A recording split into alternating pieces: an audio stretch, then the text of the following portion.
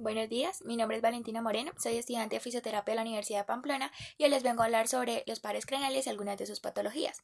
Entonces, para comenzar, los pares craneales son 12 pares de nervios que surgen del cerebro a nivel del tronco del encéfalo para distribuirse a través de los agujeros de la base del cráneo en cabeza, cuello, tórax y abdomen. Es decir, pues que estos nervios conectan lo que es el tronco del encéfalo con estructuras de la cabeza y cuello y cavidades torácica y abdominal. Se dice que los dos primeros pares, el nervio olfatorio y el nervio óptico, no son nervios auténticos, ya que estos se consideran prolongaciones de tractos de sustancia blanca del sistema nervioso central, mientras que el resto de nervios del tercero al doceavo sí son nervios periféricos auténticos y sus núcleos de origen se ubican en el tronco cerebral. La afectación cerebral de estos pares craneales puede darse por múltiples causas. Entonces, pues estos pares de nervios craneales se designan mediante nombres y números siguiendo un orden específico de localización, desde la zona frontal del encéfalo hasta la zona posterior del mismo. Los síntomas de los trastornos de los pares craneales dependen de cuáles son los órganos que están afectados y del tipo de afectación que ha sufrido como tal el paciente. Entonces, estos trastornos pueden afectar lo que es el olfato, el gusto, la vista, la sensibilidad facial, la expresión, la audición, el equilibrio, el habla y los músculos del cuello. A continuación, vamos a hablar sobre la valoración de estos pares craneales y sobre algunas de las patologías que se derivan pues de la alteración de estos mismos.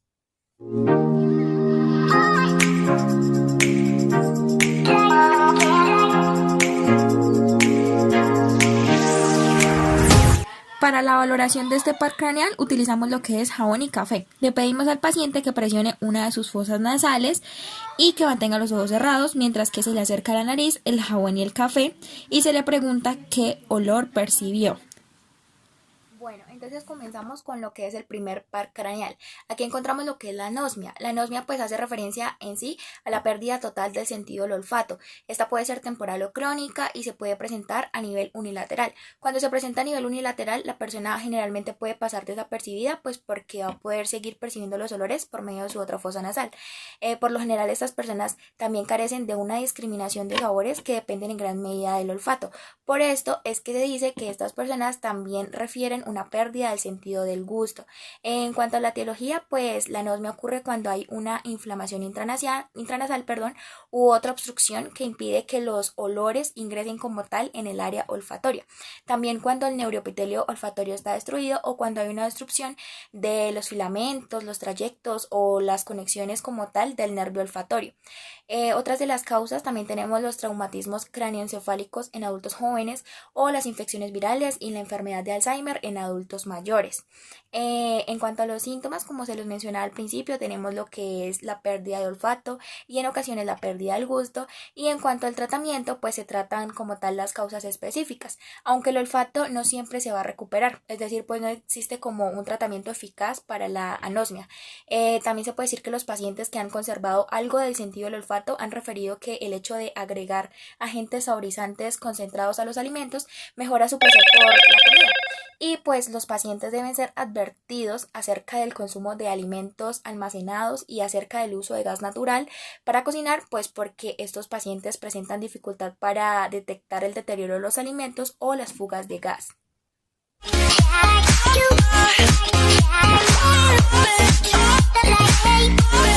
En este caso utilizamos la carta de Snellen. Ubicamos al paciente frente a esta carta y le pedimos que cubra con su mano uno de sus ojos y con el otro mencione las letras que observa.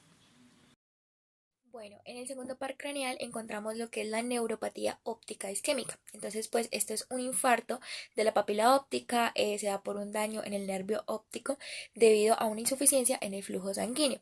Esta puede ser de tipo arterítica o de tipo no arterítica. La variante de tipo no arterítica pues es más frecuente y suele afectar a personas entre los 50 años para arriba. Sin embargo, pues la pérdida de visión no suele ser tan grave como lo es en el caso de la variante arterítica, pues que afecta habitualmente a un grupo de mayor edad de entre los 70 años para adelante. La mayoría de los casos de neuropatía óptica isquémica son de tipo unilateral, sin embargo también se pueden presentar de tipo bilaterales. Los de tipos bilaterales son más frecuentes en los casos de arteríticos que en los no arteríticos. En cuanto a los signos y síntomas, pues el único síntoma que es así como constante es el de la pérdida rápida e indolora de la visión, pero pues también se puede acompañar de otros síntomas como lo es el malestar general, las cefaleas, lo que es las mialgias, el dolor al peinarse. Sin embargo, pues se refiere que estos síntomas aparecen es en el momento en el que se desarrolla la pérdida visual como tal. Y en cuanto al tratamiento, pues la variante no arterítica es tratada con aspirinas o con corticoides, pero pues no han sido beneficiosos estos tratamientos, es decir, pues son ineficaces.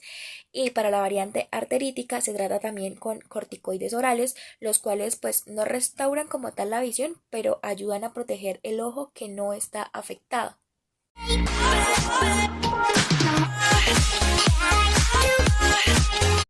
En este caso, para el reflejo motor, hacemos incidir un haz de luz en la pupila del paciente. Después, estimulamos con un haz de luz la pupila y observamos la miosis de la pupila contraria a la estimulada. Y por último, exploramos los movimientos conjugados de ambos ojos, pidiéndole al paciente que con ellos siga los movimientos de nuestros dedos. Realizamos esos movimientos en forma vertical, horizontal y oblicua. Bueno, del tercer par craneal tenemos lo que es la oftalmoplegia internuclear, que pues consiste en la dificultad para realizar movimientos oculares horizontales, pero no hay una afectación alguna en los movimientos en sentido vertical, solo en los horizontales, y es causada por una lesión de ciertas conexiones entre los centros nerviosos en el tronco del encéfalo. Esta puede ser de manera unilateral o bilateral. En cuanto a su etiología, esta pues es el resultado de una lesión en el fascículo longitudinal medial, que pues este fascículo es el que coordina la abducción de un ojo con la abducción del otro. En los individuos jóvenes, pues habitualmente es causada por una esclerosis múltiple y pues a menudo es de forma bilateral. Y en los adultos mayores, por lo general, es causada por un accidente cerebrovascular y es de tipo unilateral. Bueno, ya en cuanto a los síntomas, pues se da esa imposibilidad de realizar movimientos oculares horizontales y algunas veces presentan lo que es la visión doble. Y ya en cuanto al tratamiento, pues este depende de la causa como tal de los movimientos horizontales deteriorados. Es decir, pues el tratamiento depende de la etiología. Y se podría decir que las de tipo isquémica suelen recuperarse a diferencia de las que son producidas por enfermedades desmielinizantes que tienden a persistir. Ahora, en la afectación del cuarto par craneal encontramos la parálisis troclear. Esta pues es una parálisis que afecta a los movimientos oculares verticales. En este caso el sujeto ve doble, pero pues si inclina la cabeza hacia el lado opuesto del ojo afectado va a obtener una imagen única. Por ejemplo, pues si el ojo afectado es el ojo derecho, la persona debe inclinar la cabeza hacia el lado opuesto, es decir, pues hacia el lado izquierdo. Y de esta manera pues va a lograr obtener una imagen única, va a lograr disminuir esa imagen doble que está obteniendo. También tenemos que esta parálisis afecta el músculo oblicuo superior y por ende pues produce una parálisis de la mirada vertical. En cuanto a su etiología, pues muchas veces es idiopática, aunque se han identificado pocas causas como por ejemplo un traumatismo craneoencefálico debido a un accidente que puede causar una parálisis unilateral o bilateral. También los infartos debido a enfermedades de pequeños vasos como lo es en el caso de la diabetes y pocas veces esta parálisis pues también es el resultado de aneurismas o tumores o de una esclerosis múltiple. En cuanto a los signos y los síntomas, pues la parálisis de este cuarto nervio craneal puede afectar uno o ambos ojos. Entonces, pues el ojo afectado no va a poder girar hacia adentro y hacia abajo y por lo tanto la persona va a ver imágenes dobles y por esto pues resulta difícil el hecho de bajar escaleras, pues porque esto requiere mirar hacia abajo y hacia adentro precisamente. Sin embargo, pues como les decía anteriormente, la inclinación de la cabeza hacia el lado opuesto al músculo paralizado puede compensar y eliminar las imágenes dobles en la persona. Y en el tratamiento, pues los ejercicios oculomotores o los lentes o gafas con prismas ópticos pueden ayudar a restablecer la visión como tal. Si la parálisis no se resuelve por último, pues puede ser necesaria una cirugía. Bueno, en este caso, la parálisis del sexto par craneal afecta lo que es la capacidad de mover el ojo hacia el exterior. En cuanto a la etiología, pues la parálisis del sexto par craneal tiene como tal muchas causas. Entre esas está incluido el daño a los vasos sanguíneos de pequeño calibre debido a la diabetes, pero pues la causa a menudo no se identifica. Sin embargo, dentro de las posibles causas se encuentran unos trastornos como lo son los traumatismos craneales, los tumores, lo que es la esclerosis múltiple, los aneurismas, las infecciones cerebrales. Entonces lo que pasa es que algunos de estos trastornos, como lo son los tumores, aumentan la presión dentro del cráneo y comprimen el nervio como tal. En cuanto a los síntomas, pues encontramos que la parálisis puede ser parcial o completa. En este caso, pues el ojo afectado no gira completamente hacia afuera y puede girar hacia adentro en el caso de estar mirando hacia adelante. Esto produce en el paciente una visión doble. Y pues ya el tratamiento depende de la causa de la enfermedad como tal. Cuando se identifica y se trata suele desaparecer la parálisis. Las parálisis que no tienen una causa como tal identificable suelen resolverse sin tratamiento alguno en el plazo de aproximadamente unos 2 meses.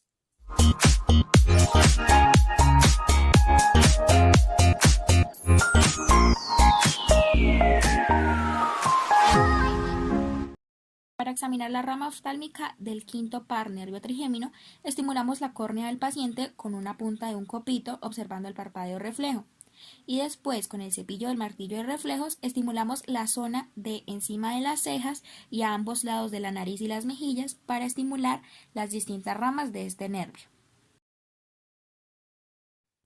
A nivel del quinto par craneal encontramos la neuralgia del trigémino, también llamada enfermedad del suicidio. Esto porque esta enfermedad se caracteriza por un fuerte dolor facial debido a un trastorno del quinto par craneal precisamente, que pues es tan intenso que muchas personas que lo padecen refieren que el suicidio es como la única salida. Por esto recibe también este nombre de enfermedad del suicidio. Esta enfermedad afecta principalmente a los adultos, sobre todo a los ancianos, y es más frecuente en mujeres que en hombres. En cuanto a su etiología, pues la causa suele ser una arteria situada en una posición anómala, en una posición equivocada o pues incorrecta, que comprime el nervio trigémino como tal. En algunos casos, en las personas más jóvenes también es causada por una lesión neurológica debido a una esclerosis múltiple, o en raras ocasiones también se produce debido a una compresión por un tumor, por una conexión anormal entre arterias y venas, o también por un aneurisma. Bueno, sería eso. En cuanto a los signos y los síntomas, el paciente pues también presenta dolor paroxístico que dura desde segundos hasta aproximadamente 2 minutos, pero pues las crisis pueden repetirse rápidamente con una frecuencia de hasta 100 veces por día.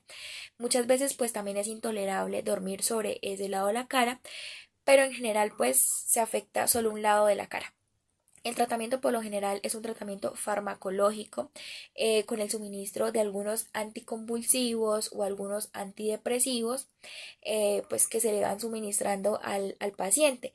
Si esto pues no es eficaz o produce efectos adversos, puede intentarse con otros fármacos por vía oral. Ya si el dolor sigue siendo intenso o si a pesar de estas medidas farmacológicas no para, entonces pues se consideran otros tratamientos que pues la eficacia no es la mejor, ya que pues se pueden seguir presentando dolores, inclusive es más intolerantes que los del principio, y pues ya llegado el caso se puede recurrir a una cirugía, pero esta puede producir un entumecimiento facial, y pues ya como último recurso para aliviar este dolor se destruye el nervio como tal.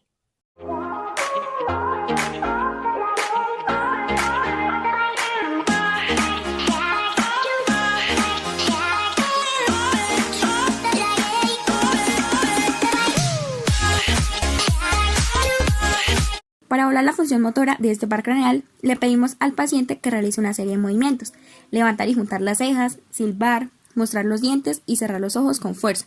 Después evaluamos la función sensitiva del mismo a través de la percepción de 3 sabores. Para el sabor dulce le colocamos la sustancia en la punta de la lengua y le preguntamos al paciente si percibió el sabor o no. Después le pedimos al paciente que tome agua y continuamos con los demás sabores. Para el sabor salado le colocamos la sustancia en la cara dorsal de la lengua y para el sabor ácido lo colocamos en las caras laterales de la misma. En el séptimo par craneal encontramos la parálisis de Bell. Esta es una debilidad o una parálisis repentina de los músculos de un lado de la cara. Esto es debido a que el nervio facial se hincha y queda comprimido como tal. Su etiología está pues por una infección vírica o un trastorno inmunitario que causa como tal la tumefacción del nervio facial. Dentro de los signos y síntomas, pues esta parálisis afecta un solo lado de la cara. Ese lado de la cara pues que está afectado se debilita y se muestra como caído. Las personas afectadas pueden sentir dolor detrás de la oreja y después en uno de los lados de la cara puede debilitarse o paralizarse por completo. En cuanto al tratamiento, la mayoría de las personas que sufren de esta parálisis de Bell se recuperan completamente, sin algún tratamiento como tal, al cabo de varios meses, o pues el tratamiento suele consistir en la implementación o el suministro de corticosteroides, pues que se emplean para reducir la inflamación del nervio, y esto lo que hace es que ayuda a que las personas se pues recuperen y se restauren el movimiento facial un poco más rápidamente.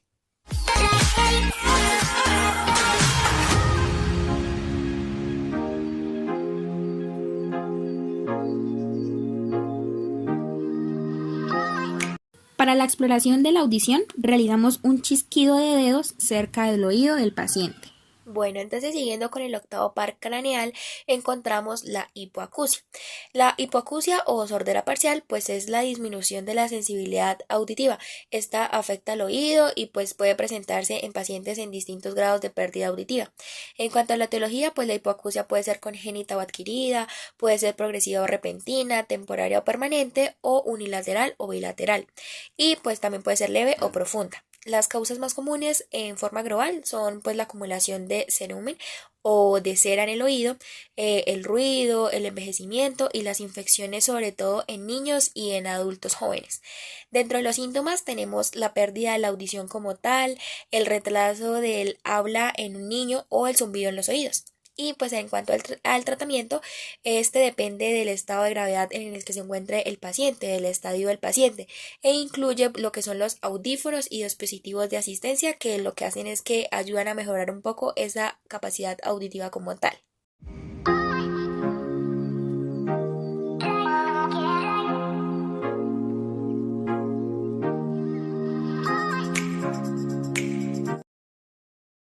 Para evaluar estos tres pares de nervios, le pedimos al paciente que abra la boca y deprima la lengua y provocaremos el reflejo nauseoso.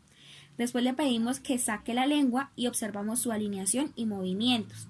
Aquí estamos evaluando el nervio hipogloso. Bueno, en el caso de una lesión del noveno par craneal encontramos lo que es una neuralgia glosofaríngea. Esta neuralgia glosofaríngea consiste pues en crisis repetitivas de dolor intenso en la parte posterior de la garganta, en la zona cercana a las amígdalas, en la parte posterior de la lengua y en la parte del oído y zona debajo de la mandíbula. Las causas pues suele ser desconocida como tal, pero en ocasiones se atribuye a una arteria en posición anómala que hace presión sobre el nervio, entonces una arteria mal posicionada que comprime el nervio glosofaríngeo como tal. Dentro de los síntomas pues aparecen con escasa frecuencia y suelen comenzar después de los 40 años de edad. Son más frecuentes en hombres que en mujeres y las personas que lo padecen pues básicamente lo que tienen son breves crisis de dolor insoportable que afectan a un lado de la garganta o de la lengua y a veces llegan a afectar un oído. Y ya el tratamiento pues consiste en suministrar ciertos medicamentos anticonvulsivos o antidepresivos o anestésicos locales para aliviar el dolor, aunque pues a veces se llega a necesitar de una cirugía como tal. Bueno, ahora como patología del décimo par craneal encontramos lo que es la gastritis, que pues es bien conocida. Esta es una inflamación del revestimiento del estómago. Esta inflamación pues causa que las personas que la padecen sientan dolor en la parte superior del estómago, náuseas y en ocasiones vómitos. La inflamación puede tener diversas causas, como por ejemplo las infecciones, el estrés debido a alguna enfermedad grave, las lesiones de algunos fármacos y pues trastornos del sistema inmunológico en algunos casos. Cuando aparecen síntomas de gastritis, estos incluyen lo que es el dolor, el malestar abdominal y a veces náuseas o vómitos. Y el tratamiento consiste pues en la administración de fármacos que reducen el ácido gástrico y en ocasiones antibióticos. Y ya para terminar, como patología del 12º par craneal, encontramos los trastornos del nervio hipogloso. Estos trastornos causan debilidad o desgaste o atrofia de la lengua en el lado afectado, ya que pues el nervio hipoglosio es el que moviliza la lengua como tal. Dentro de su etiología encontramos que puede ser a causa de tumores, de accidentes cerebrovasculares, de infecciones o de lesiones o esclerosis lateral miotrófica. Dentro de los síntomas, pues las personas con estos trastornos del nervio hipogloso presentan lo que es dificultad en el habla, la masticación y la deglución. Y en cuanto al tratamiento, pues este va encaminado a la causa como tal y a tratar los principales signos y síntomas que pues están presentes en esta patología. Y por último, el par craneal. Este es un nervio motor, entonces le pedimos al paciente que eleve sus hombros y que gire la cabeza hacia ambos lados. Bueno, en cuanto a lo que es la intervención fisioterapéutica, pues debemos tener en cuenta que los nervios craneales, como les decía anteriormente, proporcionan inervación sensitivo-motora a lo que es la cabeza y al cuello, incluyendo el control de la sensibilidad en general y el control muscular, ya sea voluntario e involuntario. Entonces, pues acá es donde los fisioterapeutas pueden como intervenir como tal, ya que pues son frecuentes las disfunciones o las neuropatías de estos nervios, por lo que mediante un correcto diagnóstico podremos como establecer un tratamiento adecuado para mejorar la calidad de vida o la situación de estos pacientes. En algunas de las patologías que nombré anteriormente, la fisioterapia hace parte de sus tratamientos. Por ejemplo, la fisioterapia es una muy buena opción para el tratamiento de lo que son las neuropatías. Entonces, pues esto se hace mediante ejercicios de fuerza, de resistencia, equilibrio, elasticidad y lo que es la propiocepción. Además, mediante la fisioterapia se logra mejorar el dolor de origen neuropático utilizando diferentes técnicas con las que pues se ha logrado como comprobar una gran eficacia en disminuir lo que es el dolor y las alteraciones sensitivas del nervio como tal. Con esto, pues el paciente va a lograr moverse, va a tener una mayor movilidad, se va a mover más fácil y con menor temor. Entonces, el tratamiento mediante técnicas como lo son la movilización neurodinámica pueden ser eficaces en pacientes con neuropatías causadas por atrapamiento neuronal. Esta técnica lo que hace es que como que ayuda a liberar las estructuras neurológicas que están causando el dolor, la sensación de hormigueo o la falta de sensibilidad, de fuerza, la sensación de pesadez o las alteraciones de coordinación y pues en sí todo esto lo que hace es que mejora la calidad de vida y la autonomía del paciente como tal. Otra de las patologías en las que la fisioterapia hace parte de su tratamiento es en las neuralgias. Entonces tenemos el caso de la neuralgia del trigémino y la neuralgia glosofaríngea. Entonces, en estas, el objetivo del tratamiento fisioterapéutico como tal es ayudar a aliviar ese dolor y disminuir la intensidad y la frecuencia de estos ataques dolorosos por los que pasan los pacientes. Para esto, pues, se deben realizar o se pueden realizar diferentes técnicas que lo que hacen es que ayudan a conseguir estos beneficios como tal, siempre acompañados del tratamiento farmacológico. Entonces tenemos la terapia manual, que lo que busca es corregir las posibles disfunciones de las articulaciones, y la electroterapia, que ayuda a disminuir el dolor del nervio de una forma sencilla, segura y sin efectos secundarios. Por último, la fisioterapia también es muy importante en lo que es el proceso de la rehabilitación de la parálisis facial. Entonces, pues las principales acciones para recuperar lo que es la parálisis facial van encaminadas a lograr el correcto funcionamiento de la oclusión del ojo y de la boca y también a conseguir y recuperar el movimiento y la fuerza del lado que está siendo afectado. Dentro de las técnicas de fisioterapia para el tratamiento de esta parálisis facial, hay unas que han demostrado como una mayor eficacia o algo más de evidencia, y estas han sido los masajes y los ejercicios. Entonces, pues se realizan diferentes tipos de ejercicios que dependen de la fase como tal de evolución en la que se encuentre el paciente, como por ejemplo los ejercicios de contacto con el párpado, estos son para el cierre del ojo, también los ejercicios kinestésicos, también para la función del cierre del ojo, los ejercicios intrabucales para la función de lo que es la mejilla y el labio, y los ejercicios para la simetría de la boca. Y pues en general los diferentes ejercicios se utilizan pues en ellos diferentes tipos de informaciones. Estas pues son según las funciones que se estén trabajando y pues el problema como tal que presenta el paciente. En sí, pues como se pueden dar cuenta, son varios los ejercicios o los métodos en los que la fisioterapia puede intervenir en las distintas patologías. Lo importante es como reconocer la función que se está trabajando y el problema que presenta el paciente como tal.